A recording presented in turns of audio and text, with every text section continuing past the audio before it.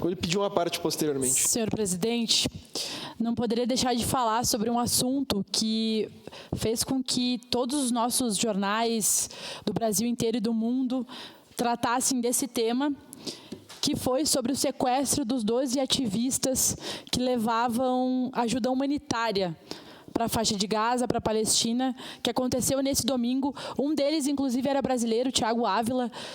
Outra pessoa reconhecida mundialmente pela sua luta ambiental, vereadora Andressa, a nossa líder mundial, Greta Thunberg, também, e mais 10 pessoas, inclusive uma parlamentar da França, foram sequestrados pelo governo de Israel, devido à sua ação. E aí a gente tem que se questionar. Nós estamos no ano de 2025 e nós ainda temos guerra no mundo acontecendo nesse momento. E a guerra que está acontecendo na Palestina, palavras ditas pelo próprio Papa Francisco, não há mais explicações para manter uma guerra que tem matado crianças, mulheres, idosos. Em nome do combate ao terrorismo, o Estado de Israel é o mais terrorista que existe atualmente, com apoio, inclusive, dos Estados Unidos e de outros países que mantêm esse cerco à Palestina. Trouxe aqui um cartaz: Palestina livre é o que o mundo inteiro, no momento, tem dito para acabar com a guerra. É inaceitável que nós tenhamos, em 2025, países que promovem a guerra. O Brasil sempre foi um exemplo em paz mundial. Nós precisamos defender a paz. Chega de guerra na Palestina e, por isso, o governo brasileiro também ontem se manifestou pedindo a libertação dos 12 sequestrados e que Israel permita que chegue a ajuda humanitária a Gaza. Qual que é o problema? Nós temos que nos questionar, nobres colegas. Esses ativistas levavam comida, levavam remédios, levavam equipamentos de saúde para crianças. Qual que é o problema dessa atitude e o que tem tão perigoso nisso? Então, nós temos que nos questionar por que essa guerra ainda se mantém e se, de fato, ela tem algum tipo de explicação, sendo que, na verdade, nenhum tipo de guerra, para mim, para o nosso partido, tem explicação. Então, por isso, defendemos a paz. Outro assunto que venho trazer também é sobre o interrogatório que começou essa semana da tentativa de golpe que tivemos no nosso país. Cid afirmou que Bolsonaro buscava fraude e editou a minuta do golpe. Ex-ajudante de ordens foi o primeiro dos 8 réus do núcleo crucial a ser interrogado na primeira turma do STF.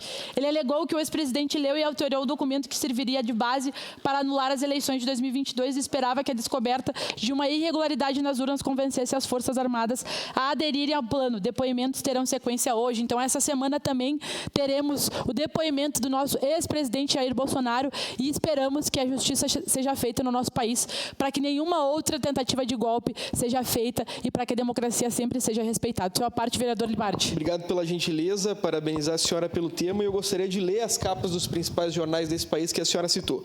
O Extra: reencontro no banco dos réus, uma foto de Mauro Cid com Jair Bolsonaro. O Liberal do Maranhão: Bolsonaro leu, alterou a minuta do golpe, diz Mauro Cid no STF. Correio do Estado de Minas Gerais: Cid diz que Bolsonaro pediu para alterar a minuta do golpe.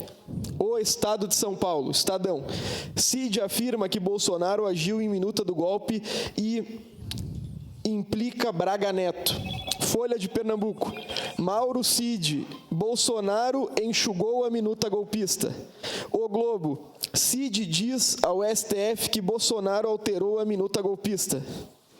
O Estado de Minas: Cid: Bolsonaro editou a minuta do golpe. Correio do Povo: Mauro Cid afirma que Bolsonaro leu minuta do golpe e pediu alterações. 0 Hora: Cid afirma que Bolsonaro buscava fraude e editou a minuta do golpe. Então, é uma notícia que tem repercutido por todo o país e, obviamente, nós esperamos que sejam punidos duramente, porque um golpe de Estado não pode ficar assim, vereador Andressa. Exatamente, vereador Libardi, obrigada. É a posição da nossa bancada, tanto pedindo o fim da guerra, libertação dos 12 ativistas que estavam tentando levar ajuda humanitária para a Palestina e também que a justiça seja feita no nosso país com os interrogatórios essa semana. Para finalizar, senhor presidente, não vi aqui ninguém trazer o tema da saída do presidente da FAS, que aconteceu na sexta-feira na nossa cidade. Outra mudança, segundo informações dos jornais, ele pediu para sair. Mas quero dizer aos nobres colegas que eu recebi graves denúncias de servidoras da FAS em relação à postura e as condutas do presidente.